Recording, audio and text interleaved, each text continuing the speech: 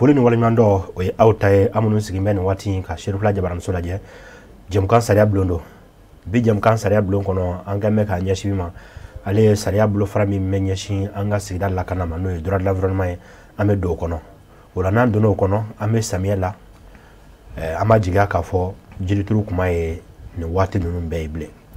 wala hakina ama bla o kono bi anga bisigi akunye ne le thème du jour reboiser aujourd'hui pour survivre demain. Comment inverser la spirale de la déforestation au Mali. Babou Sirono Nekabi. Le thème du jour. Reboiser aujourd'hui pour survivre demain. Comment inverser la spirale de la déforestation au Mali. Maoulele Amolokoro,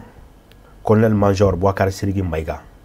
directeur général adjoint des eaux et forêts du Mali, Analebi Nyoron fait une watina. Jirituru. Nafa min be ala am se ka jirituru bi wala sa an kun ka do asuma la shini o min ye kungo bolo chen an ga jamana kono am se ka yelema do ko ina chugo jume ka yelema kunka ka nga jamana ke jamana nema mai ala ya nje ko jila ka kungo de anma an ga kungo bilama siran kembe anye wala chagida min be jamana kono min me kuma uka nala sona anyema danga ano be nyon fe bi ay la ruta o yedo nte benona ka fo nyama bayre wati nan tawla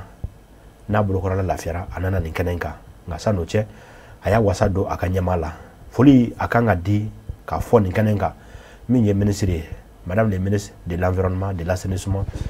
et du développement durable anga wolele kunsarama aya wasado aka technicien la minye ozofere nyamaye ukana ninkenenka wala me foli ka walimando wati na la nyinike jabe be di awma okenaka wala ma wolele soni anabe do babu kono wala sanin awu anasaka chama famu sigin konana nafa juma me juruturu la anga jamana kono anga kungu la halal be chogo jumana ni mbela jana do bisigi kono inshallah.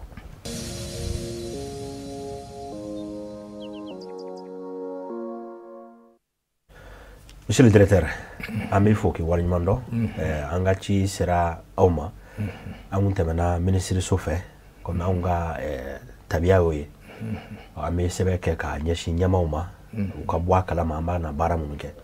o dana dari ka ibla o menan konana ami fana fo bari ina na jona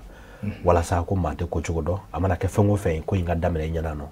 yo wuli ka jom munke ami fo ke wala nyando nchane baraji wala bi ni aya nyashi anga jamana kungo koma mali kono bi sare chamo mo na mun me kuma kungo koka sigida la kana ka niya jati mina nga jabana sare suma alim na nyafoli kala ko sebe ko sigida la kana ye bela jene ma wajibe jamana ali jamana ko ndum bela jene ma wajibe o ka sigida sanman ni sigida ko la shiri fana yambe ma wajibe o anga la fiu bala anga la nyinu bala dro bala anga obligation fana devoir bala wala bi e be se ka mun kare ne nyafa na anga jamana yere ko kuka ko kibara be to me bi ani yala anjelendo anga kungo cheni atasara inkawa monsieur le directeur ini cheni braji mbi foli bla erela katemeni ka foli bla shirifula barakala bela jelima baklo bela hukumu kono ka sore ka foli blanga nyamama minye awasado na pasama bila soro ale togola ka anga ministre fo ale ni jamana nyamoko bando ya Assimi Goïta ka dana mo ya danga ministre kan no fana ye dana danga directeur national kan o fana ye dana dane kan donc mbe o foli kuyi donc e kan nyingali ni nyingali nyumamba yani anga tayro jan fen do beno fo o ka famu folo akadon ka fo anga jamana no e malbay bi aleni chen fu dakora jamana no be awele bakrumbala ko sahel jamana gela bade bi asigidala a gela obi talike munkan abi talike fen kurba flaka a fola e munyi jakongo na ba famu ko desertification o kembe kan anga jamana ngo magen kusube aleni abilibiliba o ye anyara ka kewalewi ayo adama den an bɛ dankari kungo la cogo di a fɔlɔ ye mun ye maaya tɛ taa sɛnɛ kɔ sɛnɛ fana tɛ taa kɛnɛbɔ kɔ mais kɛnɛbɔ damatɛmɛ kojugu hali an mago tɛ jɔ kɛnɛ minnu kan ani ka taa kɛnɛw bɔ dugubaw kɛrɛfɛ ka taa yan nɔ fo ka taa jamana dugubaw bɛɛ lajɛlen na n'i ye jateminɛ kɛ i bɛna sɔrɔ yɔrɔw bɛɛ laminɛnen don sɛnɛ tɛ k'a la a yiriw bɛɛ tigɛlen don an ka sɛnɛ fana taabolo u bɛ na an bɛ sɛnɛ tigɛ an bɛ kɛnɛ bɔ san 1 san 2 an b'a lafu k'a fili ka taa dɔ wɛrɛ tigɛ a filanan ye mun ye an ka baraka maracogo bi an b'a de k'a fɔ fɛn bɛɛ selen bɛ kungo in de la ka jiri tigɛ ka bagan baro sariya ti jɛ n'a ye o de kosɔn bi an y'a ye k'a fɔ jiri tigɛ modèle bɛɛ de bɛ kɛ baganw ye fo ka taa se damatɛmɛ walew ma n'o tɛmɛna ka bɔ yen nɔ an bɛna se mun ma o ye tasuma ye mɔgɔ tɛ fɛn fɛn mɔgɔ ye tasuma ka tiɲɛni ko la parce que tasuma kɔfɛ hɛrɛ foyi tɛ yen min bɛ kɛ sisi ye o bɛ kɛ bugurijɛ ye o bugurijɛ fana ji bɛ na a bɛ taa n'a bɛɛ ye n'an bɔra yen nɔ wale mun yɛrɛ kɛn bɛ ka mɔgɔw kamana gan bi tuguni o ye an ka dugu jukɔrɔ nafolo ɲini cogo jugu min bɛ ka kɛ bi mun kɛn bɛ kamana gan ye jamanadenw bɛɛ ma sigida ni jamanadenw bɛɛ de kamana gannen don a la n'a fɔra l'orpaillage illégal vraiment semi mécanisé bi vraiment a kɛlen bɛ gɛlɛyaba ye sigida la o n'a ɲɔgɔnnaw ka fara belebele dɔ kan n'o ye kungo ka yiri tigɛ k'a kɛ an ka magaw ye misali la n'i ye tali kɛ totobilɔgɔ la jamanaden ye joli ye maa 20 kɔ tɛ guwa bɛ tasuma bɛ mɛnɛ a bɛɛ la e bɛɛ bɛ baara kɛ ni lɔgɔ ni charbon di bon maintenant o lɔgɔ ni a charbon ɲini cogo a tiɲɛna ka se hakɛ dɔ ma vraiment n'an ma jɔ k'an kɔfilɛ a ko bɛ gɛlɛya kosɛbɛ o kɔfɛ jiri bɛ tigɛ ka kɛ ni mago wɛrɛ tɔ jumanw ye o ye an ka so jɔw ale n'an ka so biri jiriw ni an ka liw n'an ka fɛn tɔw kungo nafa vraiment bi an b'a bɔ mais a bɔcogo ni a dama tɛmɛna kojugu o de kɛra sababu ye ka kungo bɛɛ lafu kungo lafuli kɔfɛ a kɛra sababu ye ka na ni fantanya ye k'a sigi jamana kɔnɔ bi jamanaden bɛɛ bɛ ka boli ka tɔgɔdaw bila ka na dugubaw kɔnɔ o fana bɛ na ni gɛlɛya wɛrɛ de jamana ɲɛmɔgɔw ma tuguni mais n bɛ misali dɔ ta ye dɔrɔn misali la surumani ye jumɛn ye n'i ye a jateminɛ san 1985 sɛgɛsɛgɛli dɔ kɛra jɛkulu dɔ fɔ ma ko PIRT a ye sɛgɛsɛgɛli kɛ an ka dugu sanfɛla nafolow ma yiriw ni a ɲɔgɔnnaw a y'a yɛrɛ k'a fɔ an ka kungo kɛnɛ k'a bɛ tali kɛ hectare 32,000,000 ni an seginna kɔfɛ ka na bi jɛkulu dɔ bɛ yen n'a b'a ko CDN ale ye jateminɛ kɛ k'a fɔ o kɛnɛ ni a dɔgɔyara fo ka na se a bɛ 22,3 dɔrɔn de la sisan o ka bɔ yen an ka kungo kɛnɛw minnu lakananen don n'a bɛ fɔ a ma forêt classée a 107 de bɛ Mali kɔnɔ olu n'i ye olu kɛnɛw fara ɲɔgɔn kan a bɛ taa wolo fo hectare 90 jate bɛrɛ t'a jɔ la a tɛ 1,000,000 dafa an ka kɛnɛ minnu lakananen don sogow kama n'a bɛ fɔ ko aire protégée olu bɛ taa fo 1,11,000,000 a n'a kunkanfɛn mais n'i y'olu ta k'olu da jamana kungo kɛnɛ kɔnɔ a bɛ taa jali kɛ n'i y'a da sigiyɔrɔma 100 i bɛna sɔrɔ sigiyɔrɔma a tɛ 14 dafa kosɛbɛ ka sɔrɔ jɛkulu dɔ bɛ yen n'u b'a fɔ ko CDB o ye jɛkulu ye mun bɛ ɲɛɲinini kɛ hadamadenya bɛ se ka sabati dugukolo kan cogo min n'u b'a fɔ ko biodiversité olu ko ni kɛnɛ lakananenw n'a ma se sigiyɔrɔma 30 ma sigiyɔrɔ 100 n'a ma se 30 ma yanni san 2000 ni 30 cɛ ko vraiment sigi bɛ gɛlɛya jamanaw kɔnɔ donc o kɔrɔ de ko an ni o yɔrɔ ka jan ninnu ye misali la surun ye ka yira k'a fɔ an bɛ yɔrɔ min na ko bi an ka jamana kungo a tɛ lahalaya ɲuman na kuma lasurunya na d'accord o diyara an ye an ye hakili la an ye kunnafoni sɔrɔ an ka jamana yɛrɛ kungo sigicogo kan ka daminɛ I da sera ma san 1985 an y'a ye danfara caman donna u ni ɲɔgɔn cɛ kungo cɛni nasiraw la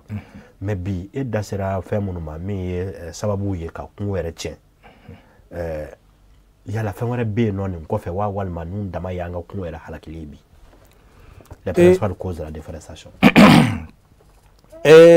ninnu dɔrɔn tɛ comme n y'a fɔ cogo min ja kungo o b'a la mais an bɛ fɛn dɔ kɔnɔ bi n'u b'a fɔ ma ko waati yɛlɛma changement climatique o fana n'o o nana fara hadamadenw ka kɛwale kan o fana bɛ dɔ de fara dɔ kan hadamadenw ka kɛwale fana a bɛɛ ma fɔ an ye bakurunba de fɔ parce que an ka nafa sɔrɔ sira fɛn fɛn bɛ yen nɔ a bɛɛ bɛ tali kɛ parce que n'i ye Mali yɛrɛ jateminɛ I bɛna sɔrɔ an ka sɔrɔ yɛrɛ fanba bɛ kungo de kan ni min tɛ sɛnɛkɛla ye o ye baganmara ou mɔnikɛla ye ninnu bɛɛ lajɛlen sigida lafuli a bɛ dankari nin bɛɛ la o de kɛmɛ ka na ni fantanya ye an ka tɔgɔdaw la fo ka na se vraiment tɔgɔda mɔgɔw bɛɛ bɛ wuli k'u bɛna dahirimɛ ɲini na dugubaw kɔnɔ o bɛna sɔrɔ baarakɛbolo yɛrɛ tɛ sɔrɔ kungo kɔnɔ tuguni n'o ye waati yɛlɛma fana nana fara o kan o bɛ kɛ sababu ye k'o tɔ bɛɛ dun ba la k'a tɔ bɛɛ gɛlɛya an y'o faamu bi ni an ye jateminɛ kɛ an y'a ye san 2025 2025 a fɔ ma ko campagne de reboisement n'o ye ka se ka ɲɛfɔli kɛ ka misaliw yɛrɛ di jirituru kan an ka jamana kɔnɔ a nafanw adamadenya kan ni sigida yɛrɛ kan baganw kungo kɔnɔtaw ni sokɔnɔtaw bɛɛ lajɛlen ka se ka balo nɛma na hakilila a ye o campagne a y'o dayɛlɛli baaraw kɛ laɲiniba jumɛnw bɛ ɲinanta in kɔnɔ kɛrɛnkɛrɛnnen la a b'a fɛ k'a sɔnni sigi mun kan walasa an ka kungo ka segin u nɔ na monsieur le directeur I ni ce ni ɲininkali la laɲiniba minnu b'a kɔnɔ a fɔlɔfɔlɔ ye mun ye an ye ɲinanta an y'a bila hukumu dɔ de kɔnɔ o hukumu ye min ye ko ka yiri turu cogo min na an ka kungo bɛ se ka lasegin cogo min n'o kɛ sababu ye ka jakɔngɔ kɛlɛ madawali b'a faamu ko reboiser pour restaurer les terres et lutter contre la désertification parce que ni kungo seginna cogo kɔrɔ la o bɛ kɛ sababu ye ka jakɔngɔ kɛlɛ n'i ye o jateminɛ a bɛ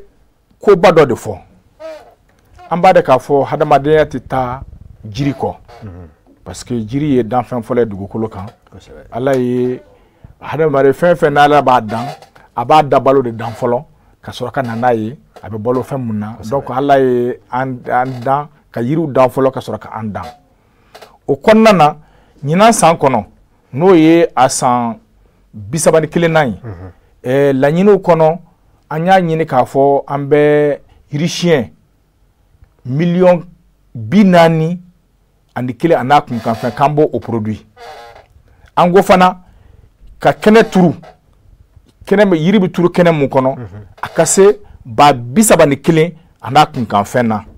ale ni kɛnɛ minnu fana bɛ lasegin k'u lasegin ka na u cogo kɔrɔ la ni sira wɛrɛw ye n'u b'a fɔ régénération naturelle assistée k'o fana ko o kɛnɛ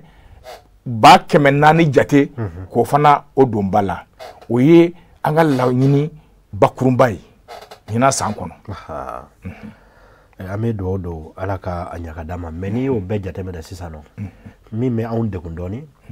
hakilila n'a kan ka fɔ kɛnɛ kan nin kɛnɛ de don kosɛbɛ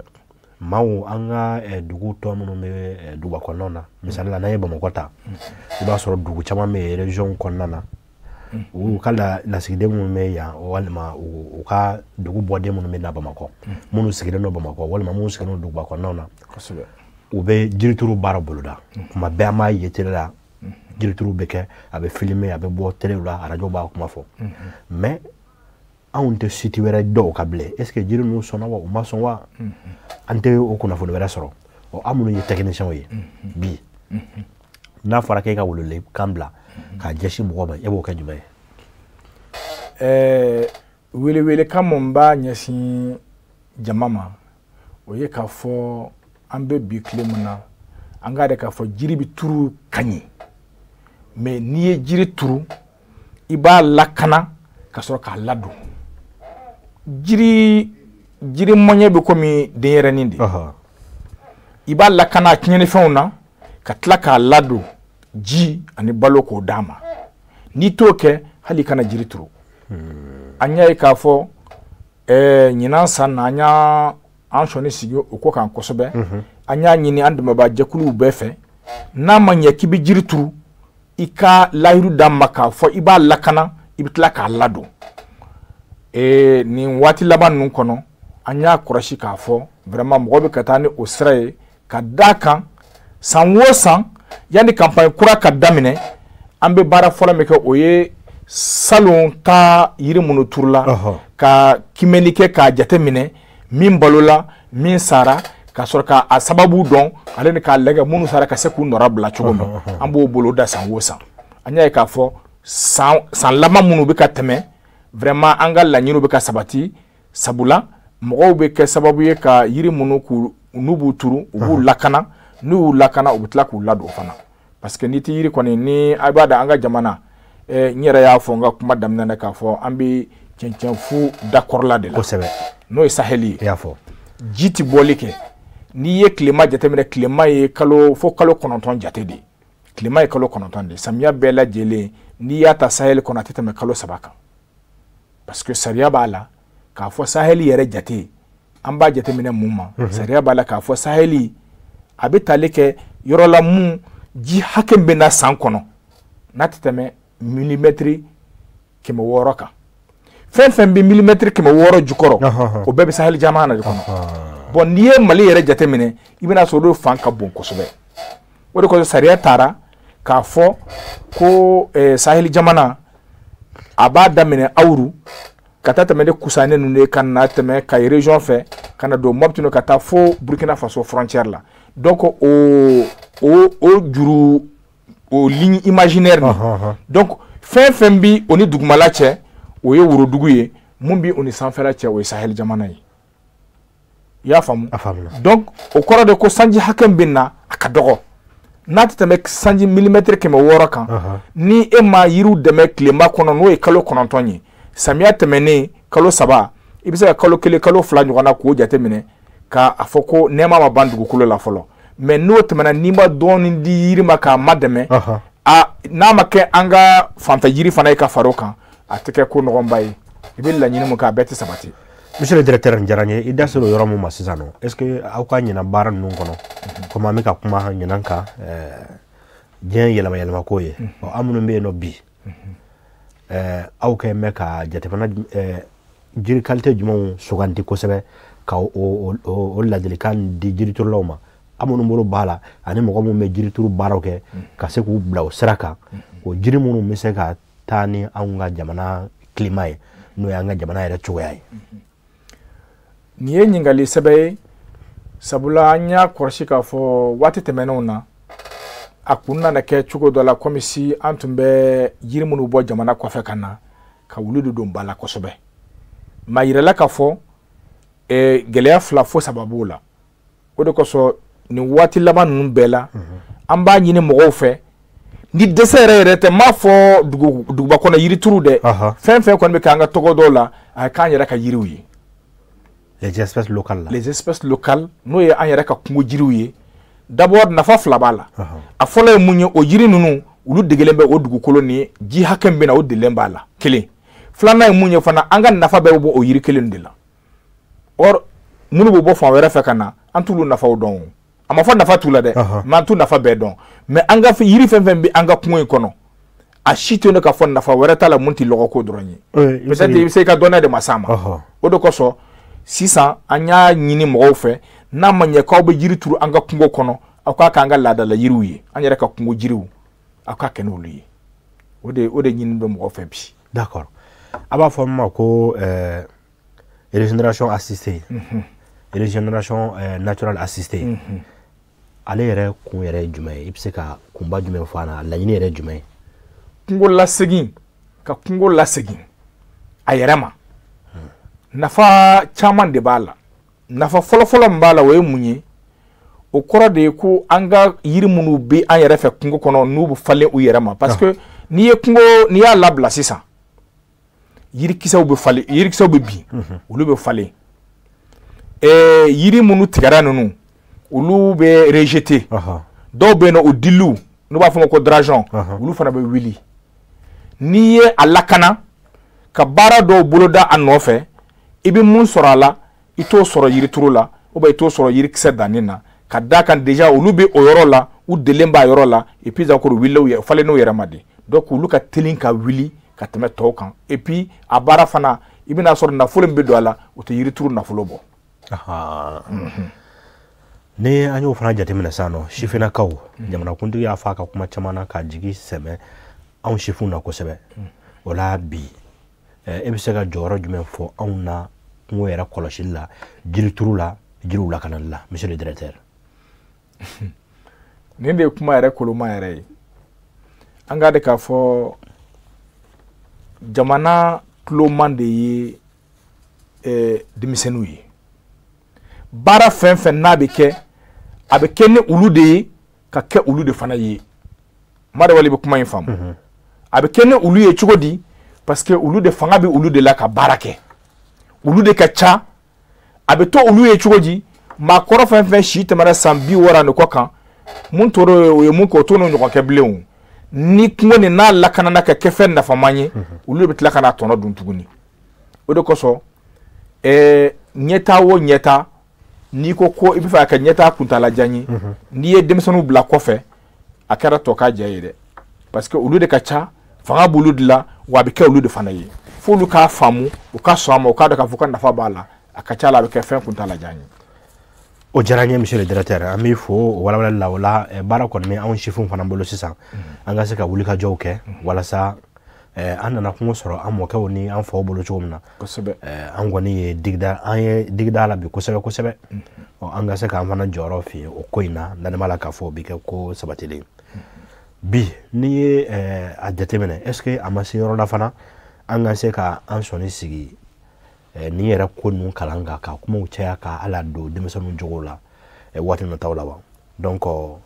i n'a fɔ collectivité n'o ye an ka yɛrɛmarakafo ye